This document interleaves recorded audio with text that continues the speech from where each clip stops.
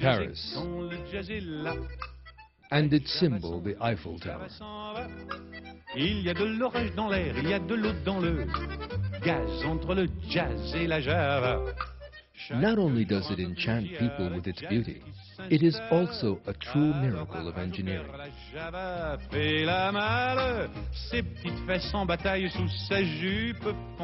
The same applies to its solidity.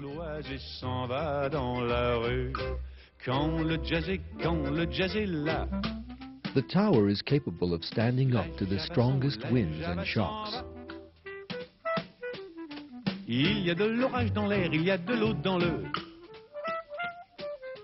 gaz entre le jazz et la java. Quand j'écoute Béa, the source of the inspiration behind the Eiffel Tower is most interesting. The tower was inspired by the design of a bone in the human body. This is the powerful thigh bone, which bears a major part of the body's weight.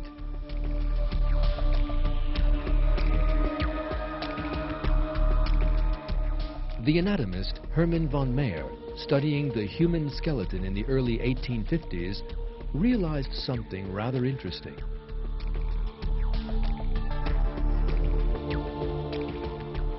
In an upright position, the thigh bone was capable of bearing a 1-ton weight. And the bone was made up of tiny interconnected struts, like a cage.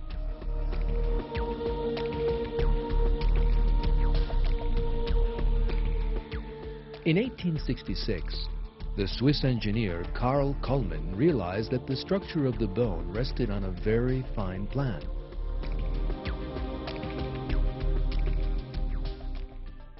These struts in the form of a cage reduce the effect of any weight or pressure placed on the bone.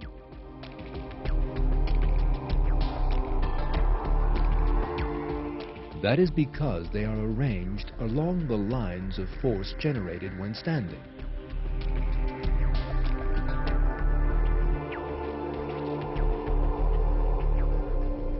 Kuhlmann thought that this miracle of creation might also be used in modern architecture.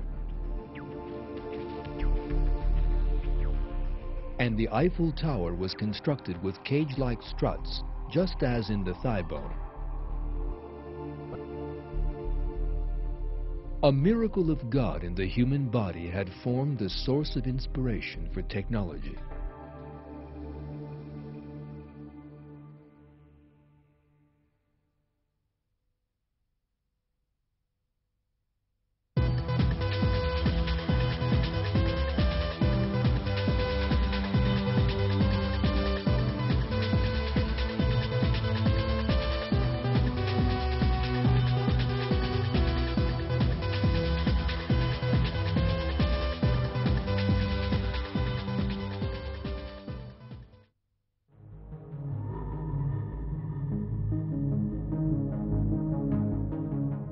Information in nature is currently being used in a great many fields, from construction to the health sector.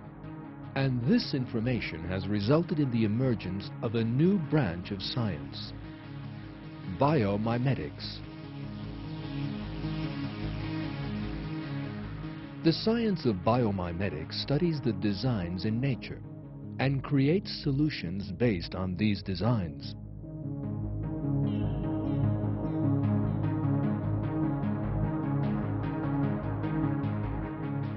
The reason why the designs in nature are so perfect as to inspire technology is that they are all the works of God.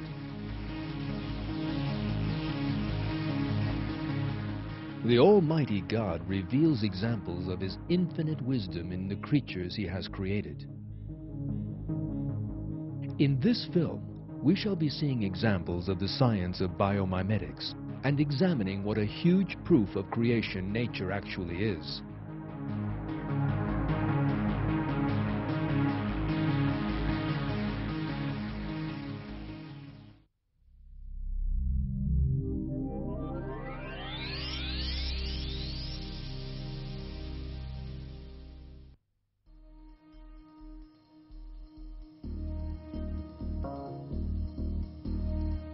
A great many different materials are employed in nature, and these materials possess very special qualities.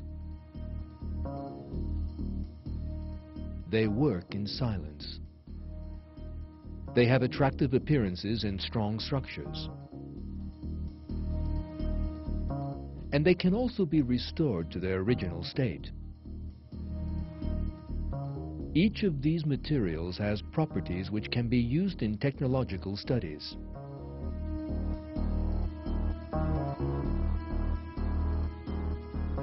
Porcelain is a frequently used material in daily life. It is found in a wide range of fields, from construction to the electricity sector. Its production requires temperatures of 1,000 to 1,500 degrees centigrade. Natural porcelain is also found in living things. One example is the shells of sea creatures.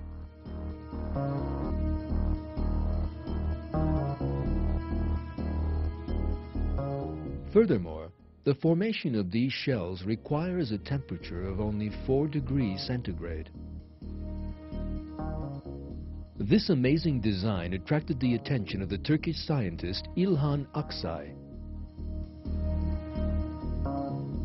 During his research into sea creature shells, Aksay became aware of the extraordinary structure of the abalone. This creature has a very resistant shell. So strong, in fact, that it is twice as tough as the ceramics produced by advanced technology. Billy Goodman, an American science writer, made the following comments on this material. Magnified 300,000 times with an electron microscope, the shell looks like a brick wall, with calcium carbonate bricks alternating with a protein mortar. Despite the essentially brittle nature of the calcium carbonate, the shell is extremely strong and less brittle than man-made ceramics due to its laminated structure.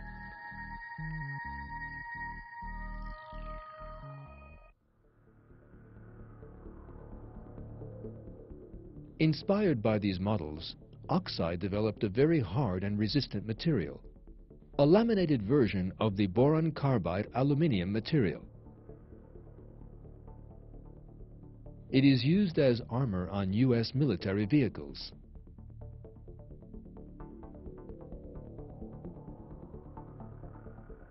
Man-made materials eventually crack and break. It is impossible to restore a broken material to its original state. It can only be partially repaired. Whereas materials in nature possess an extraordinary mechanism whereby they can renew themselves.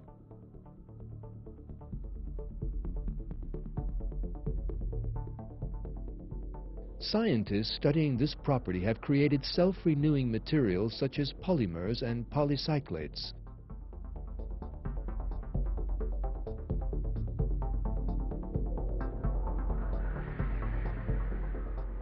Most of the materials in nature are made up of distinct components.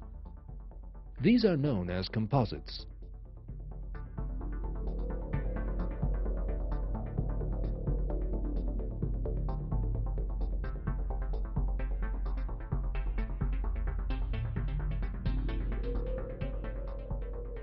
Fiberglass, used in a great many fields today, is an artificial composite.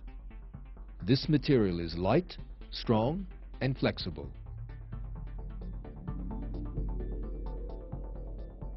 Fiberglass is used in the production of sporting goods, Formula One race cars,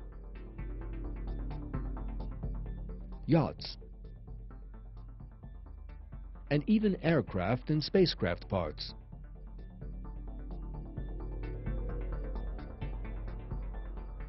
Yet this material has also been found in some living things, right from the day they came into being. One of these is the crocodile. The special tissue in the crocodile's thick skin has the same structure as fiberglass. This tissue is made very strong by the fibers it contains.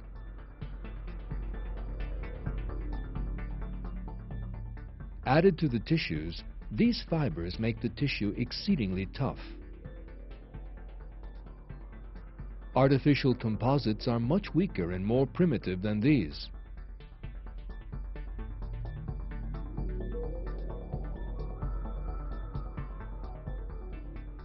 Natural composites, like all materials in nature, are an example of God's matchless artistry of creation. God indicates in the Quran that there are examples in the creatures He created.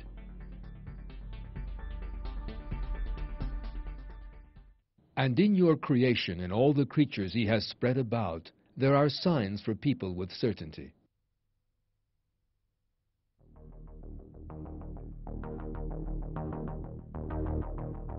Another example of a natural composite are the tissues that join the muscles and bones together, tendons. Thanks to the fibers that constitute them, tendons are exceedingly strong and resistant.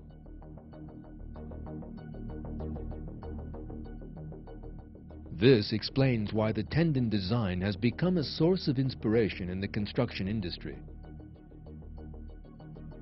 The steel girder technology used in suspension bridges was developed with the same structure as tendons.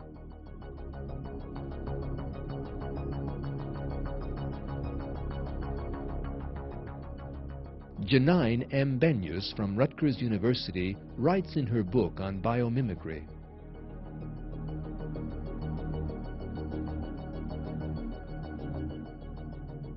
"The tendon in your forearm is a twisted bundle of cables, like the cables used in a suspension bridge. Each individual cable is itself a twisted bundle of thinner cables. Each of these thinner cables is itself a twisted bundle of molecules, which are, of course, twisted helical bundles of atoms."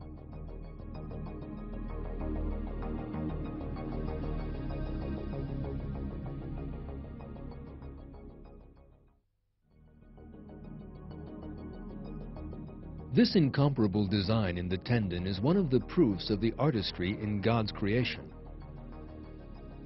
In one verse of the Quran, God reveals, "We created them and made their joints strong, and if we wish, we can replace them with others like them."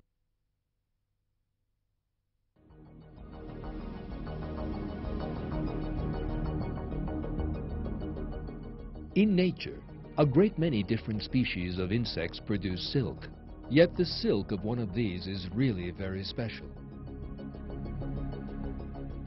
The spiders. The spider's web is one of the strongest materials in the world. The silky spider thread, less than 1 millimeter across, is 5 times stronger than steel of the same dimensions. This thread can stretch up to 4 times its own length.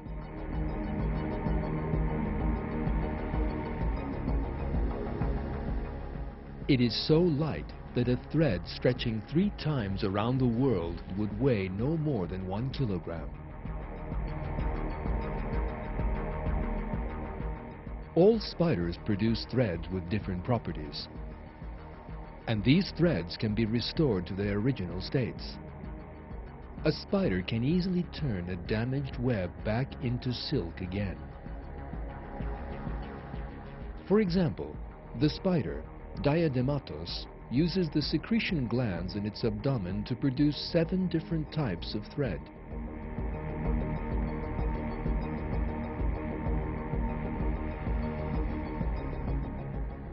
The DuPont Company, the world's largest manufacturer of chemical substances, initiated a major research study to examine spider thread.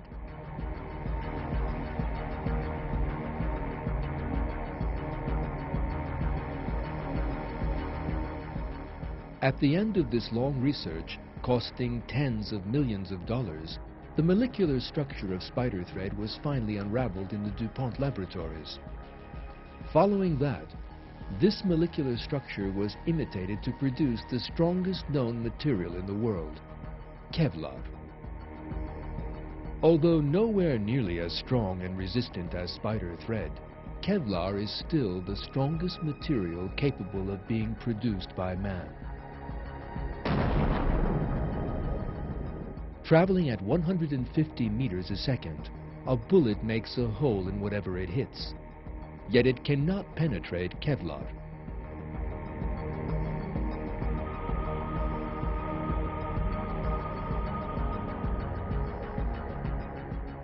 Kevlar is used in the production of bulletproof vests, in aircraft carrier hawsers to bring planes to a halt, in mine shoes, in the space industry, and everywhere where strength is essential.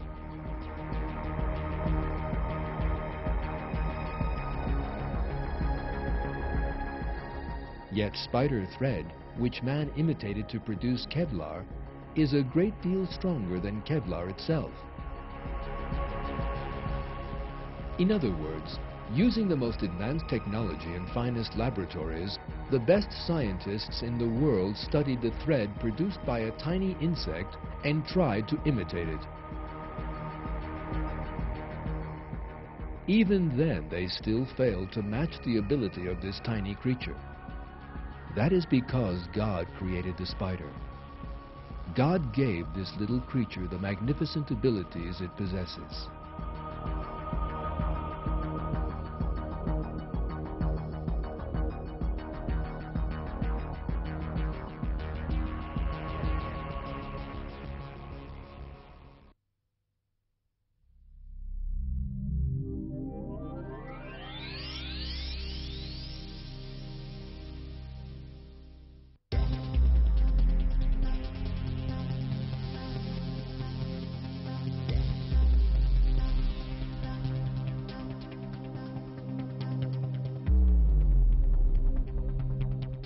Skyscrapers, the pride of the 21st century. Yet these imposing structures gave rise to a new problem that would stretch the minds of architects and engineers. Keeping the outsides of tall buildings clean. Many companies all over the world conducted research and tried to find a solution to this problem. Yet the answer finally came not from laboratories and technology, but from somewhere very familiar, from nature. This is a lotus flower, known as the white lily. It grows in muddy and dirty environments. Yet its leaves are always clean. There are specks of dust on the surface of the lotus. Yet the flower gets rid of them in a most interesting manner. The lotus directs the drops of rain on its leaves towards the dust particles. The raindrops gather up all the dust, and the leaves are again spotless. The lotus thus always remains clean.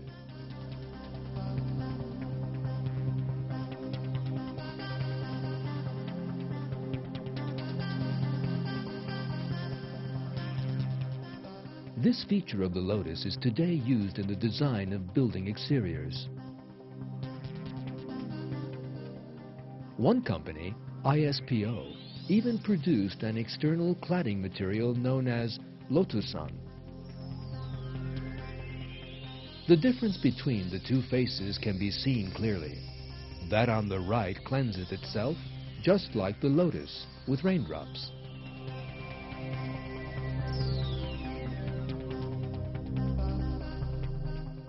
A plant offers a solution to a problem which the finest architects, engineers, and material-producing companies were unable to solve.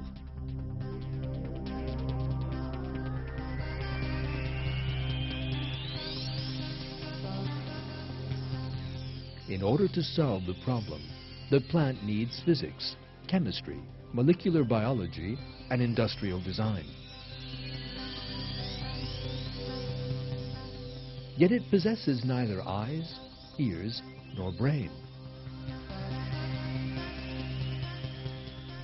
The fact that the lotus plant possesses such a system, or that it is able to clean its outside in this way, is proof that God created it. This is how God reveals that there are proofs in plants in nature for people of understanding. It is He who sends down water from the sky. Thus we bring forth plants of every type with it. We produce green vegetation from it. We produce close-growing grain from it, and the palm trees laden with clusters of dates close at hand produced from pollen, as well as orchards full of grapes, olives, and pomegranates, which are so similar and yet dissimilar. Look at their fruit as He causes it to grow and ripen. In that there are signs for people who believe.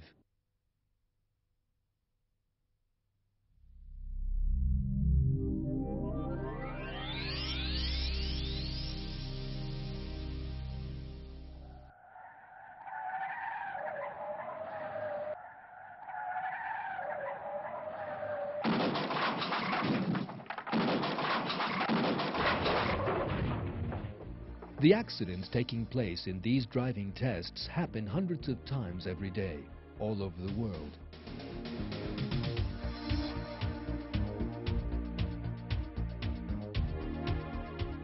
Yet in the near future, we may be seeing no more of these awful accidents.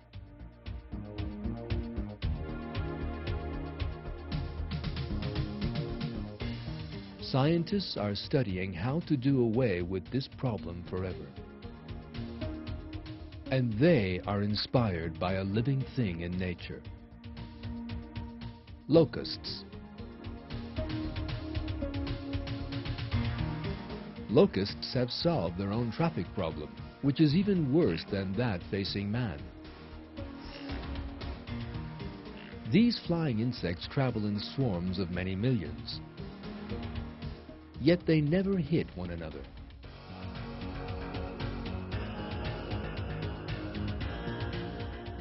The secret behind this is an electrical perception given them by God. An organ on the front of the locust sends out an electrical signal.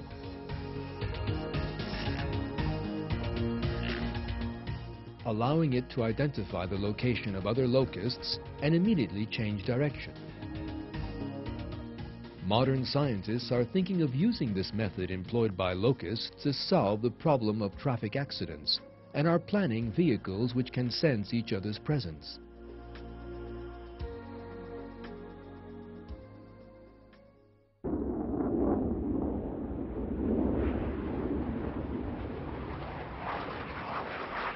Aeroplanes, one of the benefits of developing transport technology. It is now easy to travel at high speeds with modern technology. The difficult thing is to be fast, but also quiet.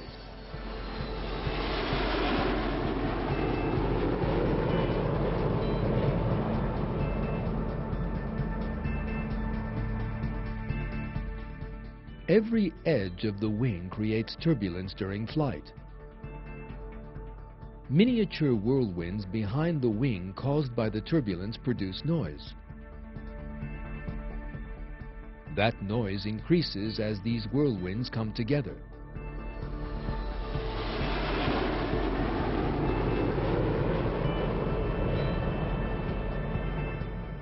Engineers seeking to eliminate that noise turned in the direction of nature and found that the solution was already there.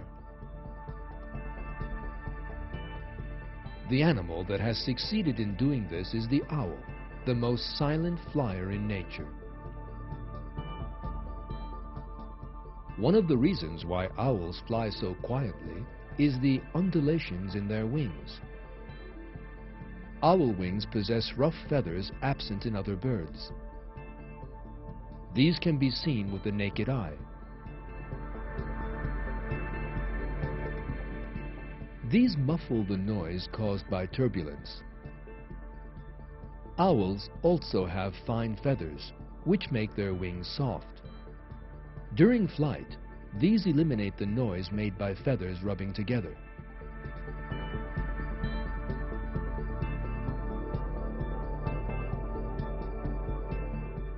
Modern designers have taken advantage of this property of owls' wings and are planning modifications to aeroplane wings.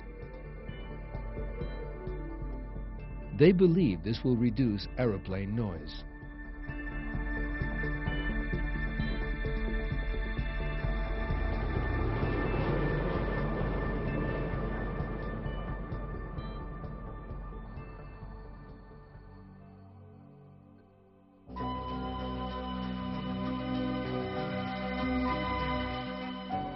Butterflies. Each one is a work of art with their brightly colored wings.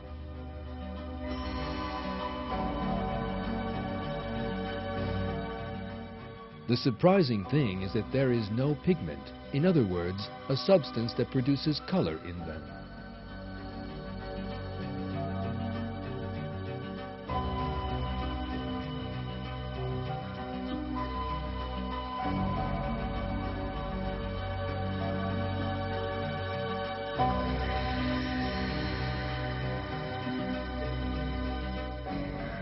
This vivid blue, for example, is one of the most striking colors in the animal kingdom.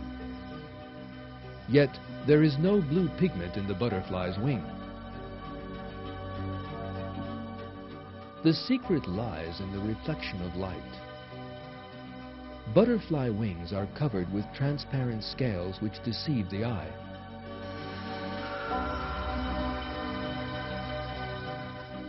Scientists aim a laser at a single butterfly scale. And watch what happens. The result is surprising. The blue color comes about with the reflection of the light from these transparent scales.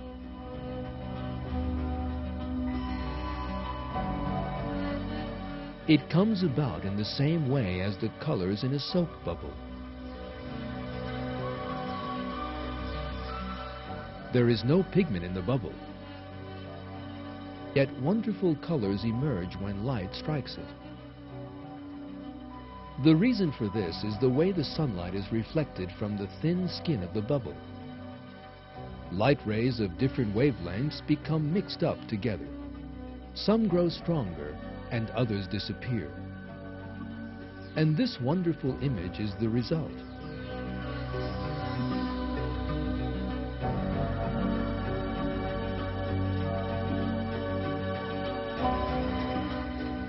Every single butterfly scale contains layers made up of leaf-like membranes. These layers function like the surface of a soap bubble. Due to the way the light strikes these layers, all shades apart from blue are eliminated.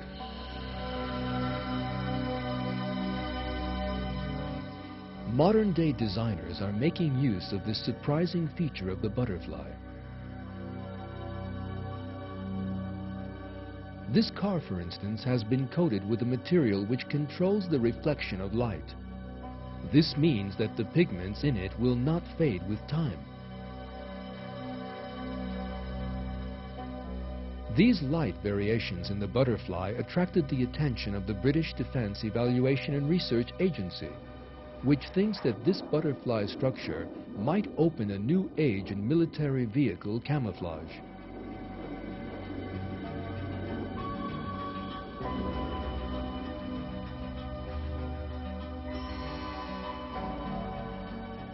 These examples once again reveal that, like other living things, butterflies have also been created with the design attributes necessary for their survival. This proves that God created them. God reveals His creative artistry in a verse from the Quran.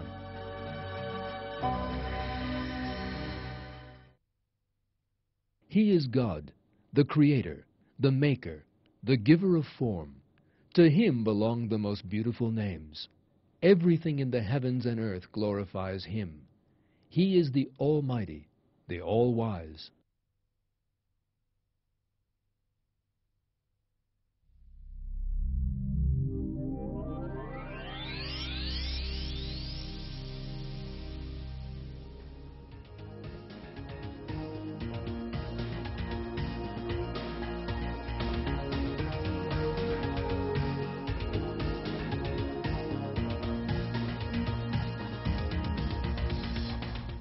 Research into artificial organs has stepped up with today's advanced technological techniques.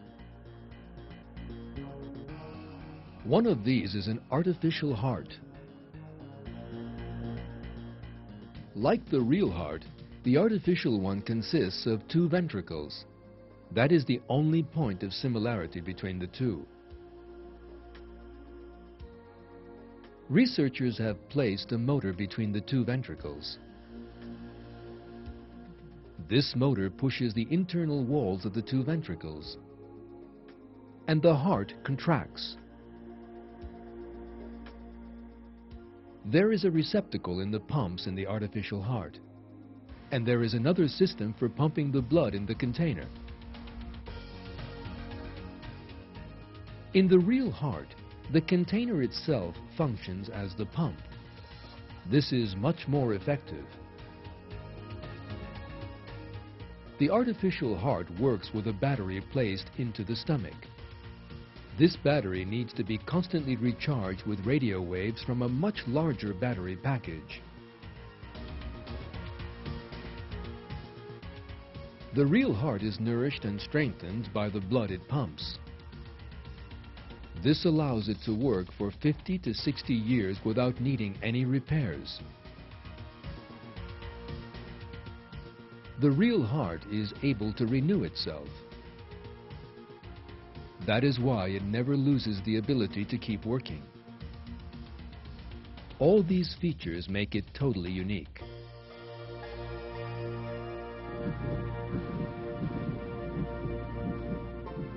Stephen Vogel, a bioengineer from Duke University in America, states that the human heart can never be imitated. It's that the engines we have available, whatever their power output or efficiency, work so differently. Heart muscle is a soft, wet, contractile engine, and that's just unlike anything in our technological armamentarium. So you can't imitate a heart.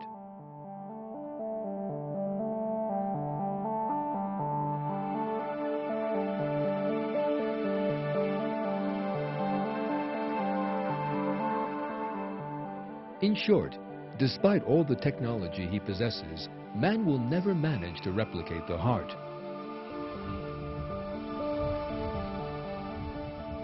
That being the case, is it not evident that those who maintain that this heart and the whole body which contains it should have emerged by chance, Darwinists in other words, are making a huge mistake?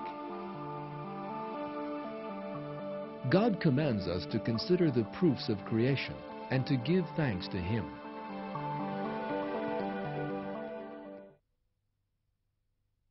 O man, what has deluded you in respect of your noble Lord? He who created you and formed you and proportioned you and assembled you in whatever way He willed.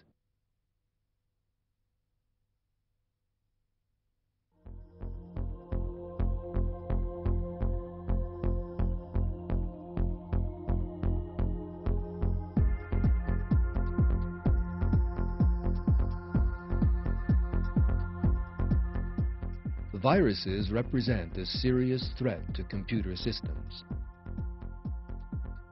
They first enter the system and then multiply by reproducing themselves. They seriously damage the texts and data in the computer.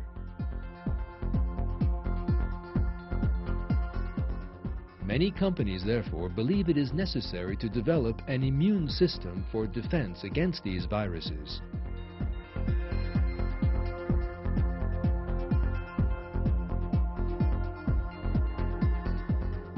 One of the studies in this field is continuing in the virus insulation laboratories of IBM's Watson Research Center.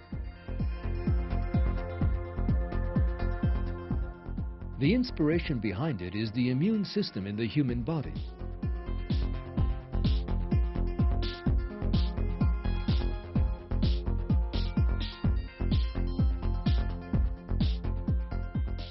Steve White, one of the company's executives, states, "It's only the existence of an immune system that allows the human race to exist. Only an immune system in cyberspace will allow it to exist.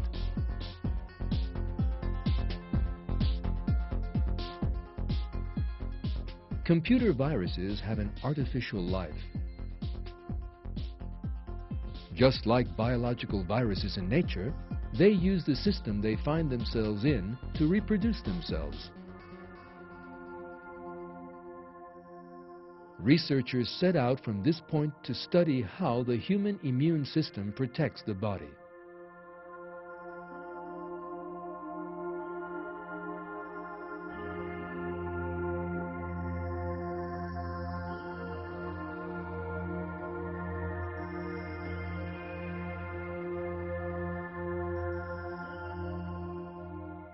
When the body encounters a foreign organism, it immediately begins to create an antibody to recognize and neutralize the invader. In this way, the body suppresses the first infection.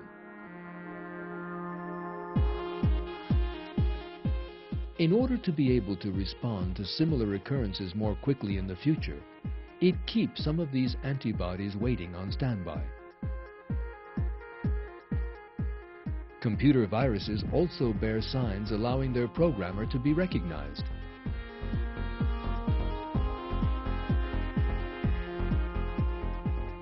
The virus scanner program in computers sends a warning that there is a virus in the computer whenever it encounters such a signature. In other words, antivirus programs contain an antibody to recognize the virus signature, if not the whole virus.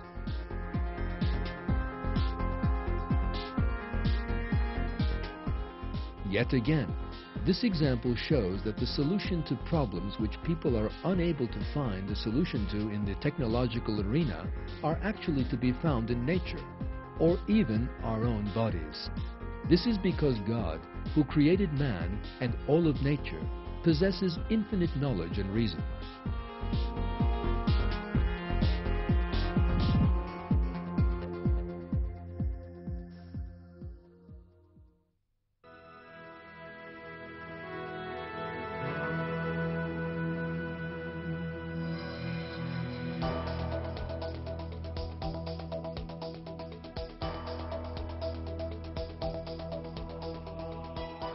Cameras are produced along the lines of the human eye. As technology advances and the secrets of the eye are revealed, so the technological features of these machines multiply.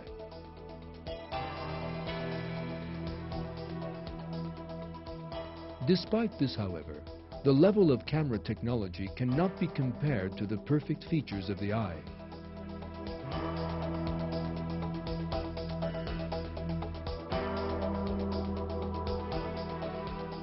The first step in taking a photograph is setting the focus. This is done by hand in manual cameras or automatically in more sophisticated ones. Yet this automatic system is quite slow and never produces a perfect focus.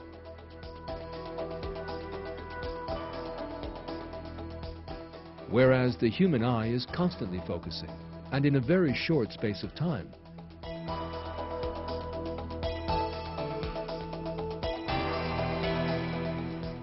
It is sufficient to look at an object to see it clearly. Everything else is automatically carried out by the eye and the brain in the space of less than 1/10 of a second.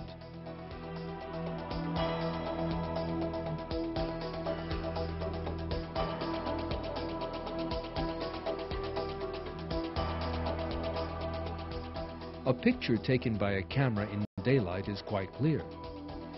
Yet, if you take a shot somewhere dark without a powerful flash, you will end up with almost no image at all.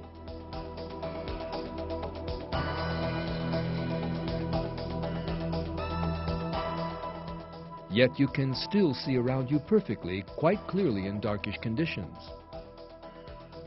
Our eyes set themselves according to differing light conditions and intensities.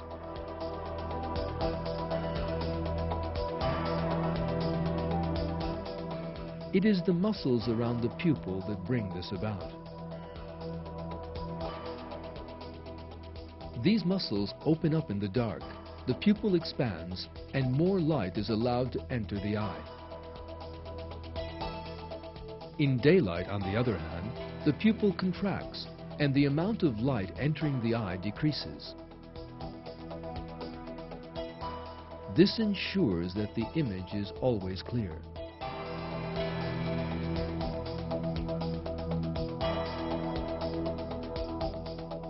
There is no doubt that the eye, with such a sensitive and flawless system, is a great blessing to us from God, our Creator.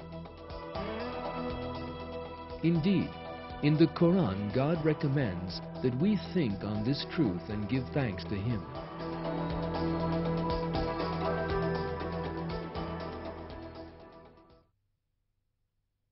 Say, it is He who brought you into being and gave you hearing, sight, and hearts. What little thanks you show!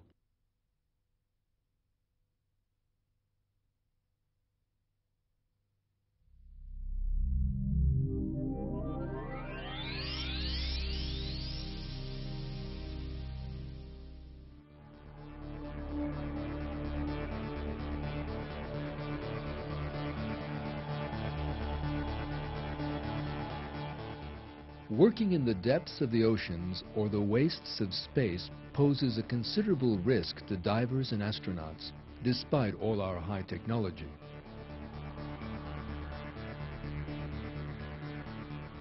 Scientists have therefore started to produce robots to work in these difficult conditions.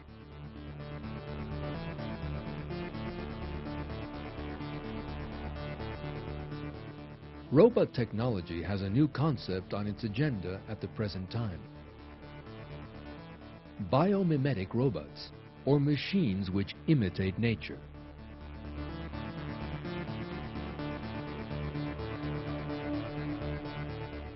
Scientists think it much better to make robots which imitate living things.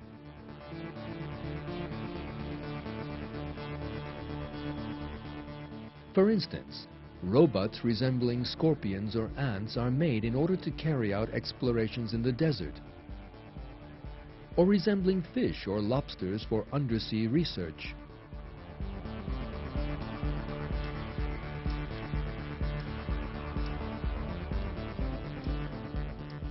And these are much more successful than other types of robots.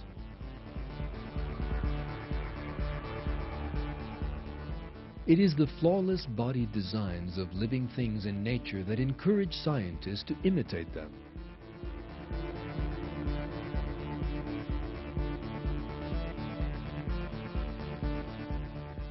Anthropods are the best moving animals in the world. They are quick. Their structure has therefore attracted the attention of scientists, and robot research is taking these creatures as a model.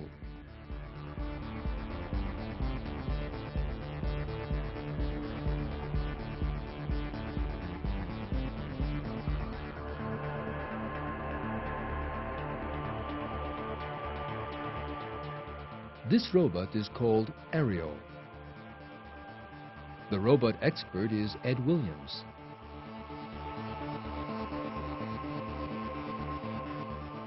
Ariel represents the first anthropod, or jointed-legged robots.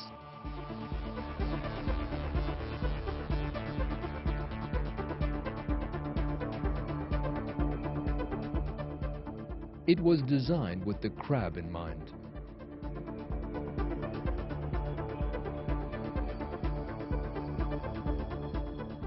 It is hoped that Ariel will help scientists in the exploration of unknown regions.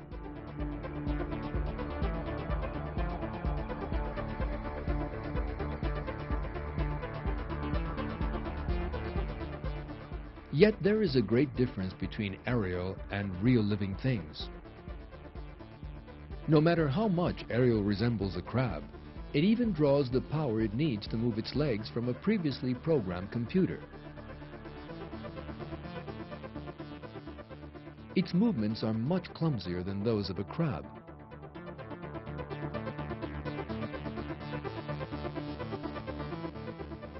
Even the very best robot bears no comparison with a real anthropod.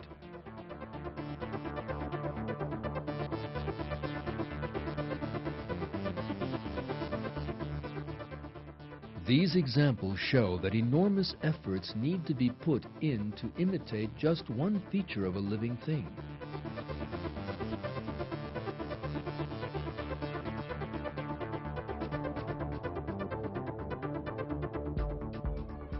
Darwin's theory of evolution, on the other hand, claims that living things emerged with no planning, purely by chance.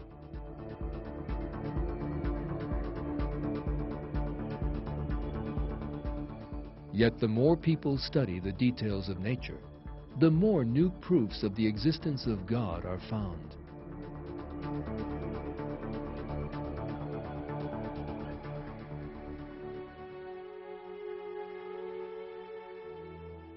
In this film, we have seen how nature serves as a source of inspiration for scientists. The structures in nature have been created with such immense perfection that not even man's greatest successes come anywhere near replicating them. This demonstrates the enormous might and knowledge God possesses, the creator of all of nature.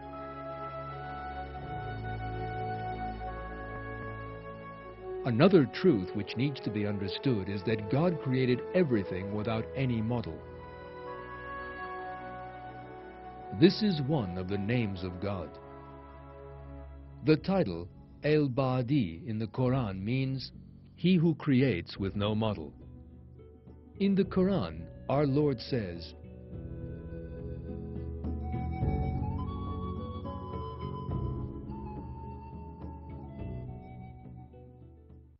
He is the originator of the heavens and the earth. How could He have a son when He has no wife? He created all things, and He has knowledge of all things. That is God, your Lord. There is no God but Him, the creator of everything. So worship Him. He is responsible for everything.